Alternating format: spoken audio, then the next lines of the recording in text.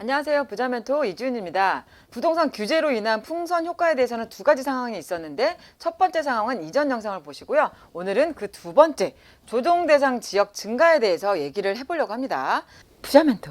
정부가 연이어서 강력한 부동산 대책을 내세웠음에도 불구하고 수도권 비규제 지역을 중심으로 주택 가격이 점점 오르고 있죠.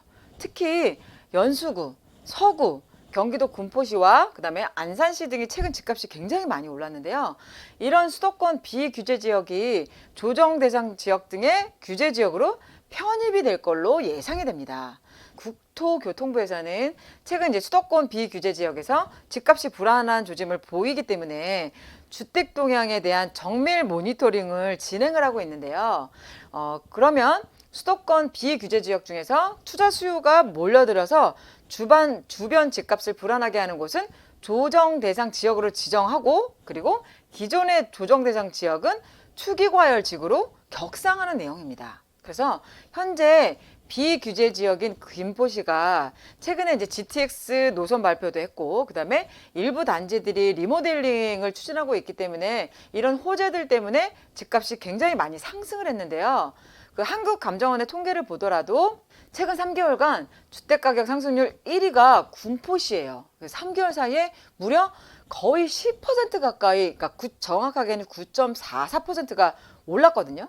자, 인천 연수구가 6.52%가 올랐고요. 서구가 4.25%로 올랐기 때문에 일부 구에서는 집값이 상승하는데, 인천도 비규제 지역이면서 GTX B노선이 들어오는 거에 대한 호재가 있다 보니까 앞으로 더 인프라가 좋아질 거라는 기대감으로 집값이 상승하고 있는 거죠. 여기서 중요한 건 최근 3개월간 집값 상승률은 아주 중요한 지표가 됩니다. 국토부에서 정책을 결정을 할 때 이 최근 3개월간 집값의 상승률을 보고 여러 가지 상황들을 조합을 해서 조정 대상 지역으로 갈지 투기과열 지구로 갈지에 대해서 결정을 하게 되는데요.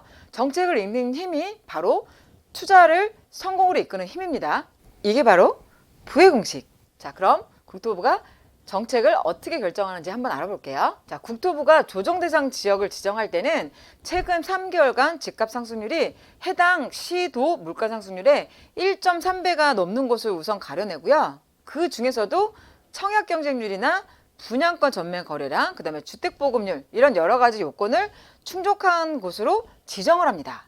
물론 이런 정성적 평가를 거치기도 하지만 이런 정량적인 요건만으로도 규제 지역이 결정되지는 않아요. 그렇지만 확률이 높아지는 거죠. 자, 그러면 국토부가 시행하는 정성적 평가와 정량적 평가가 뭔지 잠깐 알아볼게요. 자, 정성적 분석이라는 거는 어떤 두 변수 간의 방향성만을 분석하는 거예요. 어렵지만 쉬운 말입니다. 자, 경제학에서 예를 들자면 수요의 법칙과도 같은 것이 해당이 된다라고 봅니다. 그래서 가격과 수요량 간의 방향성이 어떤지를 분석하는 게 정성적 분석이다, 이렇게 보시면 될 것 같습니다. 자, 다음은 정량적 분석인데, 정량적 분석이라는 말은 어떤 변수 간의 방향성뿐만이 아니고요. 구체적으로 그 양이 어떠한지까지도 분석하는 거예요. 그러니까 예를 들면 수요, 가격 탄력성 같은 이런 개념이 해당이 되거든요. 그러다 보니까 국토부에서 정책을 시행할 때는 이 정성적 평가와 정량적 분석을 같이 시행을 한다라고 하는 게 한 가지 팁입니다. GNTV.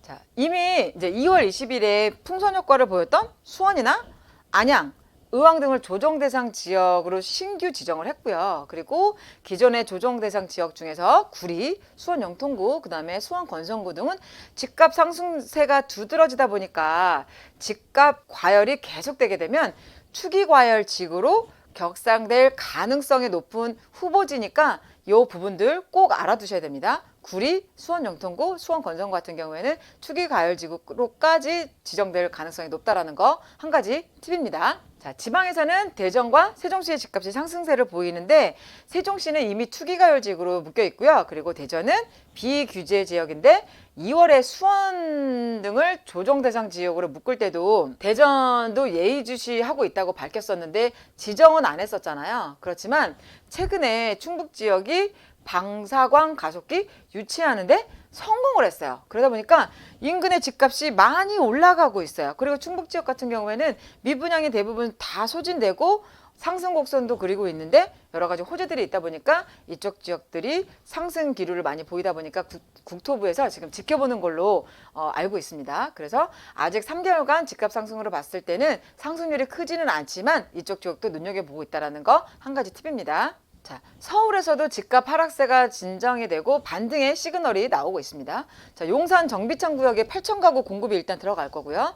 잠실에 마이스 개발 호재가 나오면서 급매물들이 들어가고 호가가 다시 올라가는 모습을 보이고 있어요. 그러니까 잠실 마이스 개발로 인해서 송파구 등지의 부동산이 과열이 되고 있고요. 그렇다라고 한다면 이 송파구 쪽은 아예 용산처럼 토지거래 허가구역으로 지정할 계획이라고 합니다.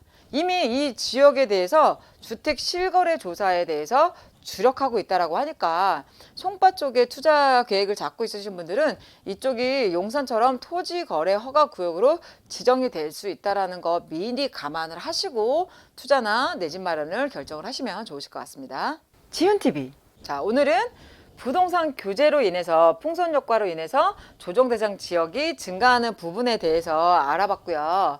그리고 조정 대상 지역이 투기과열지구로 격상될 만한 지역에 대해서도 알아봤으니까 참고로 보시면 좋을 것 같고, 자, 그래서 결론을 내어드리면 이렇게 조정 대상 지역과 투기과열지구로 편입을 시켜서 집값이 안정이 되면 좋은데 지금 오히려 그 규제로 인해서 그 근처 인근 지역들이 계속 풍선 효과로 인해서 집값이 계속 올라가는 상황들이 생기잖아요.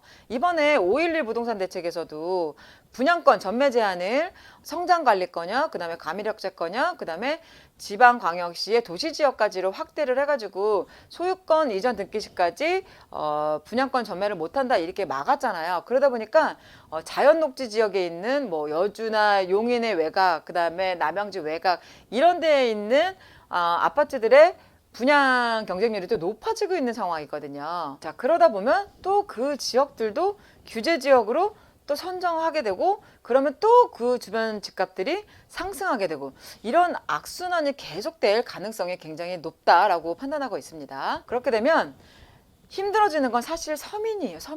서민들은 점점 더 집 사기가 힘들어지는 거예요. 제가 풍선효과 1탄에서도 마지막에 설명을 드렸지만 2탄에서도 강조를 하고 싶은 거는 이번 기회에 내 집 마련을 못 하시게 되면은 내 집 마련의 꿈은 더 요원해질 수 있다는 부분입니다. 대한민국 국민은 부동산을 가장 안정적인 투자 상품으로 받아들이고 있는 부분들이 굉장히 크기 때문에 이런 부동산 투자하는 이런 부분들이 사라지지 않는 거거든요. 그렇기 때문에 아무리 부동산을 규제를 하더라도 사실 코로나발 금융위기가 장기화되면 부동산이 하락할 수 있다라고 이야기를 했었는데 계속해서 이렇게 규제를 함에도 불구하고 반등의 시그널이 나올 때는 계속해서 부동산 추세가 살아있다라는 거거든요. 그러니까 부동산의 상승 추세가 살아있다라고 하면 변수들은 살짝은 무시해도 되는 상황이기 때문에 올해가 가기 전에 아니면 내년 상반기까지 꼭 내 집 마련을 하시는 구독자 여러분이 되셨으면 좋겠어요. 그리고